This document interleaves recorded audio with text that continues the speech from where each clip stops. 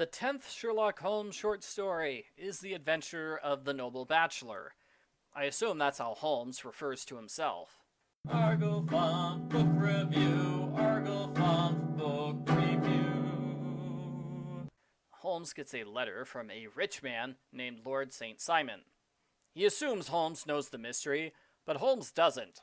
Holmes doesn't follow the news, he only reads crime reports in the agony column. I looked this up. The agony column is a section of a newspaper where people post personal advertisements and notices about missing relatives and friends.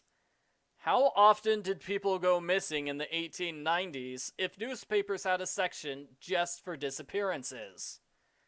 Watson has been following the story in the gossip columns. Lord St. Simon recently married an American named Hattie Doran. She's the daughter of a millionaire, she's got a large dowry, and they had a small wedding party. Watson purposely waits as long as possible before mentioning the bride vanished at the post-wedding meal.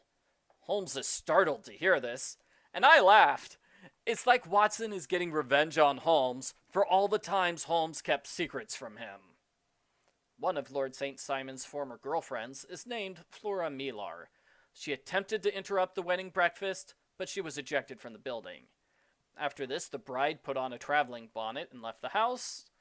She was last seen talking with Miss Millar. Lord St. Simon arrives and gives more details. He talks about both women. He says his wife was perfectly normal until an unknown man at the church bothered her. She dropped her bouquet near him and seemed quite agitated afterwards. Lord St. Simon thinks the man is entirely irrelevant, which is an odd assumption to make. A stranger disturbs your wife right before she disappears forever? Why would you assume that's just a coincidence? Holmes claims to have already solved the case, because he solved two similar cases in the past. I wonder if that's a reference to a case of identity. That's also a mystery about somebody disappearing around the time of a wedding. Either way, it is nice of Holmes to give Watson the benefit of the doubt here by saying Watson would have instantly solved the case too, if he had known about the previous ones. Holmes is not always that generous with complimenting Watson's detective skills. I think Holmes's claim to have solved the case is an exaggeration, because Inspector Lestrade appears with new information Holmes did not know about. Lestrade dragged the river. Holmes laughs at how stupid Lestrade is. Who searches a river when looking for a runaway bride? Lestrade reveals searching the river was a good idea because he found the bride's wedding clothes and her ring.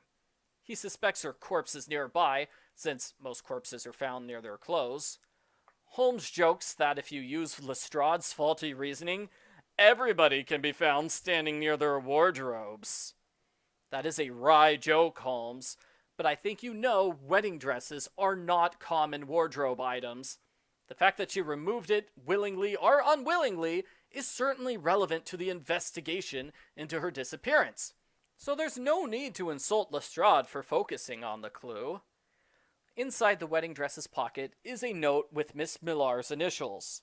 Holmes is more interested in the backside of the note, which has a hotel receipt. Holmes gives Lestrade a clue to the mystery solution. "Riddle me this, Lestrade. Lady St. Simon never existed." Instead of answering the riddle, Lestrade leaves. At dinner that night, Holmes has three guests: Lord St. Simon, the mystery man, and the missing bride. She confesses the mystery man is her husband. They were married in America, but she thought he died years ago. His death was reported in newspapers, but they were mistaken. He was not killed, he was just taken prisoner for a really long time.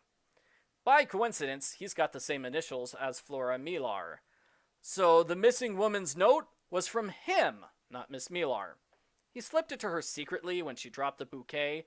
Holmes suspected as much, because she didn't want to escape her marriage to Lord St. Simon until partway through the wedding. Lord St. Simon is understandably mad that she ran out on him without an explanation and went into hiding for several days. It would have made more sense if she had talked to him, or at least sent him a letter. But I suppose if she had behaved reasonably, then there wouldn't be a missing bride mystery for Holmes to solve. Holmes ends by saying he thinks the United States and the United Kingdom will someday be reunited to form a powerful country. I wonder why he thinks that. Holmes is so smart, he could probably make that happen if he tried hard enough. The end. Post-story follow-up. Is the story's title a spoiler? Does it reveal the fact that Lord St. Simon was never married in the first place? I thought this was a good story. It works to have Watson read the main details of the case out of the newspaper, then have Lord St. Simon supplement the story with specific details. Holmes asks some pointed questions about the dowry, which I'm pretty sure is his indirect way of asking if Lord St. Simon is the culprit. St. Simon says he's not sure and changes the topic, which is probably what he'd do if he was guilty, but Holmes seems to take it as proof of innocence. Flora Millar makes for a good red herring. I kinda wish she had appeared in the story. We never find out why she was with the missing woman, or what they talked about. I wonder why not. Well, what did they talk about? The scene with Lestrade is excellent. It is more typical of the Holmes-Lestrade dynamic than their discussion in the Boscombe Valley mystery. It's so entertaining, it's not a surprise Lestrade will appear in at least 10 more Sherlock Holmes stories. Having Lestrade and Holmes compete is interesting. I like how it's not all one-sided in favor of Holmes. Lestrade has made some legitimate progress in his investigation. Overall, I think this is a good story. I give Sherlock Holmes: The Adventure of the Noble Bachelor a thumbs up.